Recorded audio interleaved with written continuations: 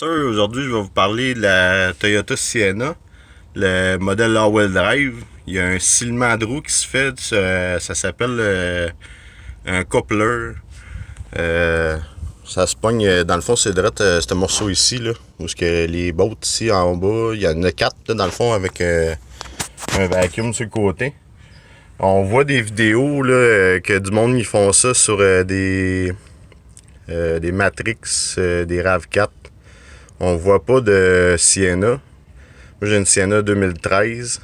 Dans le fond, le bearing en dedans, là, tu sais, ici, là, le grand bearing à l'extrémité, là, il vient qu'à pogner l'eau, puis dans le fond, ça vient qu'à sciller, là, bien gros, là, c'est entendable dans le véhicule. Là. Dans le fond, je sais que sur les vidéos qu'on voit, là, on voit les morceaux tout démontés. Là. C'est pas une bien grosse job. Là. Hier soir, je l'ai fait, j'ai commencé à 9h30 puis j'ai fini à 11h. Puis, je faisais attention là, parce que le fameux morceau ici électronique, là, il reste pogné dedans. Là. Alors, c'est ça. Dans le fond, pour les débutants, là, c'est pas bien compliqué. Il faut enlever le dry shaft. Là. Il y a 4 bolts 12 mm. Ça va bien mieux quand tu enlèves les center bearings du dry shaft. Il y a 4 bolts enlevés. Là. Moi, je vous conseille de les enlever les 4. Là. Vous les voyez. Là. Il y en a 2 ici. 14 mm. Puis vous remontez, quand vous allez le descendre, là, il va comme plier en deux. Là.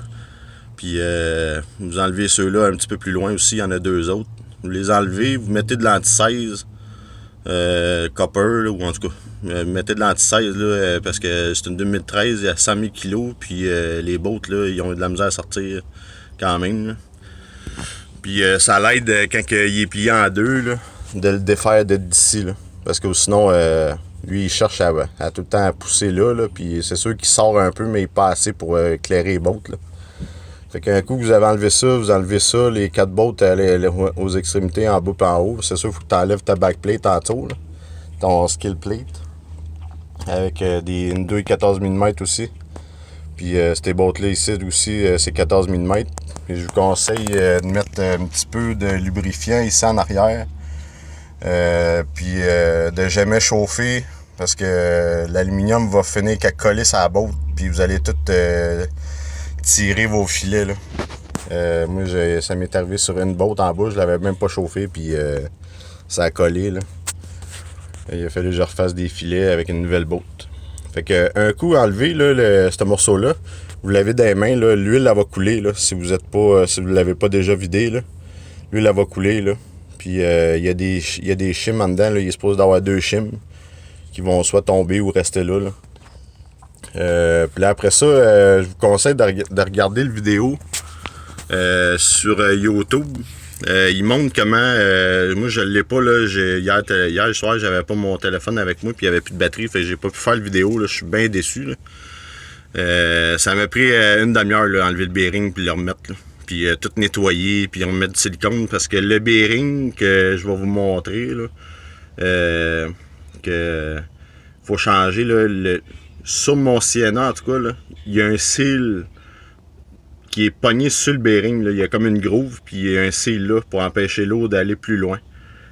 Sur le bearing que j'ai commandé, il n'y avait pas le seal. À défaut, j'ai mis le silicone grade stuff, là, Permatex. Là, j'en ai mis comme dans toute l'assise où le bearing il va s'assire, là, dans le fond, puis sur les bords, pour être sûr éviter qu'il y ait le moins d'eau possible qui rentre. Là. Je pense que c'est la cause de pourquoi que ça vient qu'à être défectueux, là, cette pièce-là. L'eau rentre dans le bearing. Il y a, avec votre morceau, je ne sais pas si je me souviens plus si on voit sur la vidéo, là, il y a 3 snap rings à enlever.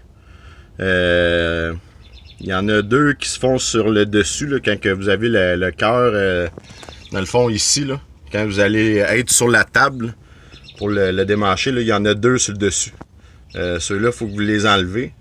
Puis vous avez les fils qui vont sortir à l'intérieur avec puis ils ont l'air comme pognés sur un ça, là, ça se défait pas. Là. À moins d'être assez expérimenté pour le défaire d'après les connecteurs là, ici. Là.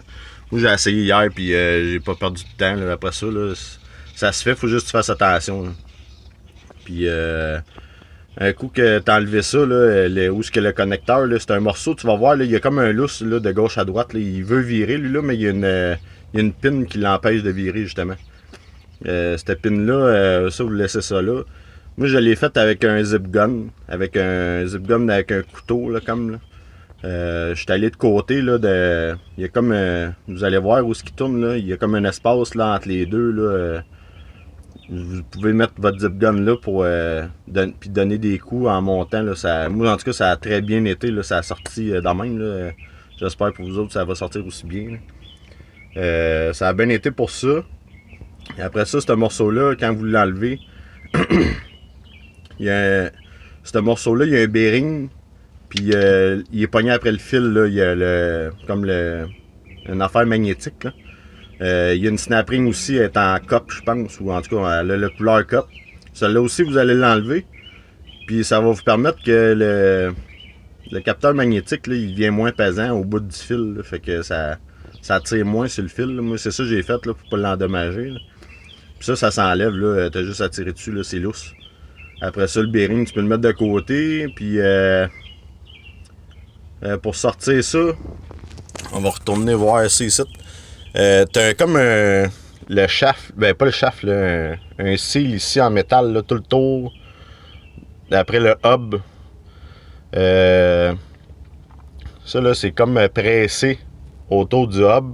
Puis ça tourne avec le drive shaft puis le hub là, dans le fond. Là.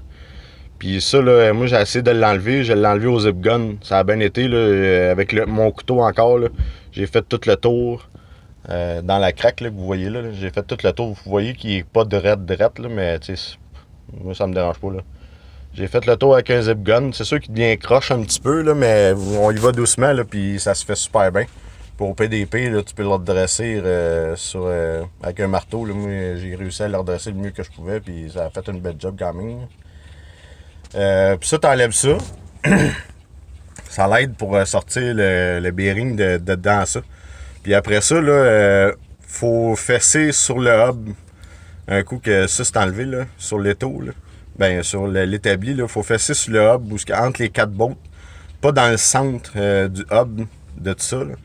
Mais faut que vous ayez de l'espace, là, parce que vous allez voir, il y a comme 2 petites billes, là, comme pressées, là, sur le hub, là. Vous essayez de... Moi, j'ai fessé là-dessus, puis le bearing finit qu'à sortir, ça sort par en bas. Fait que tout ce qui est en dedans sort par en bas. Fait que dans le fond, c'est ça. Là. Un coup, vous avez enlevé l'autre, la chose magnétique. C'est une grosse... c'est la grosse pièce là, qui vire là encore. Là. C'est bien gros. Là. Ça a quasiment ce grosseur-là. Qu'est-ce qui est en dedans? Là? Ça sort d'un morceau, ça. Là. Il n'y a pas de 2 morceaux ou 3 morceaux. Ça sort tout d'un morceau. Puis moi, le bearing, il est resté collé dedans, ça. Dans le housing du coupler. Fait que un coup que ça c'est enlevé, le bearing est resté là.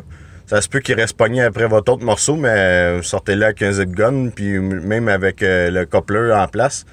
J'ai fessé, pas fessé, mais j'ai fait du zip gun sur le bearing qui était fini.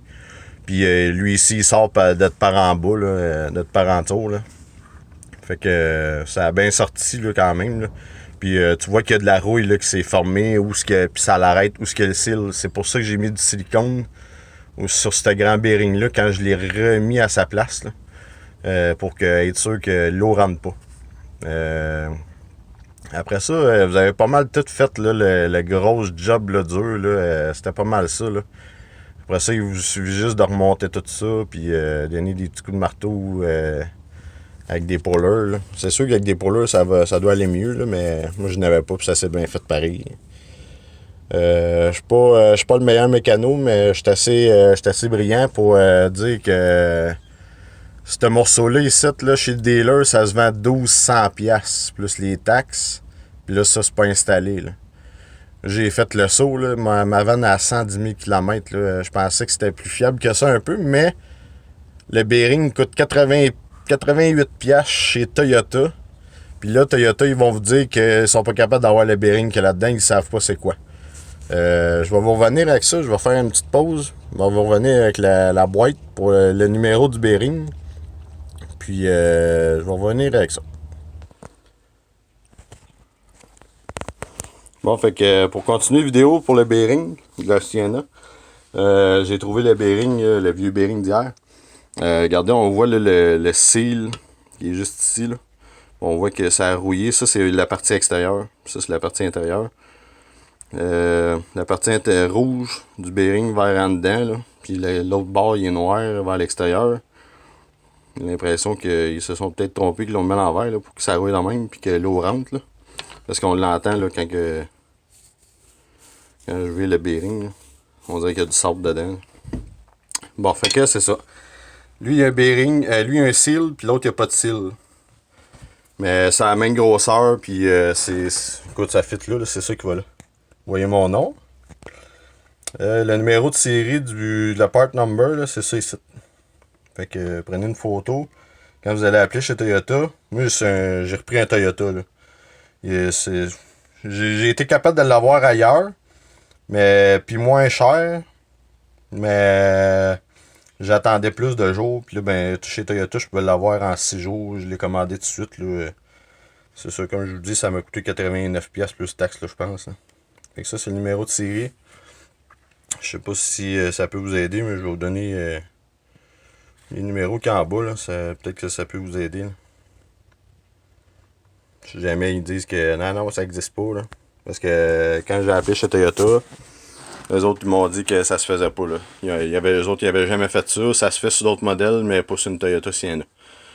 Puis j'ai appelé des garages là, spécialisés dans les transmissions, puis ils me chargeaient, il me semble, 300$ là, à peu près. Il me semble que c'était pour changer le bearing. C'est pas une grosse affaire, là, mais en tout cas, ça, c'est ce que je me suis fait dire, là, mais... Fait que c'est ça. Le bearing, là, c'est 89$.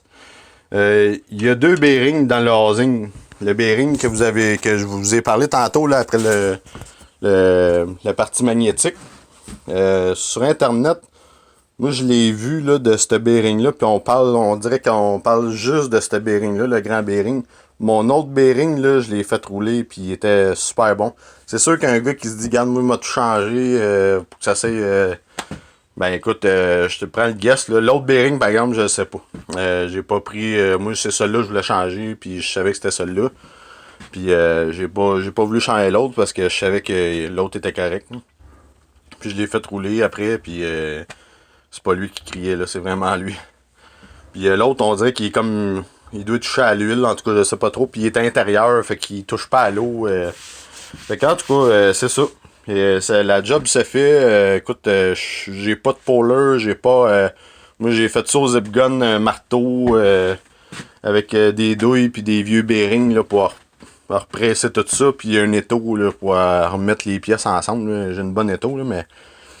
Fait que ça se fait, là. Quelqu'un qui a un petit garage ou qu'il est débrouillard aussi, là, ça se fait très bien. Là. Puis écoute, comme je vous ai dit tantôt là, dans l'autre vidéo, j'ai commencé à 9h30, j'ai sorti dehors, puis à 11h15, j'étais en dedans. Là. Fait que temps de serrer les outils, puis blablabla, remettre de l'huile, là. Fait que sortir les pannes à l'huile, là, tu imagines, là. Fait que ça a peut-être pris quasiment 45 minutes là, faire la job. Là.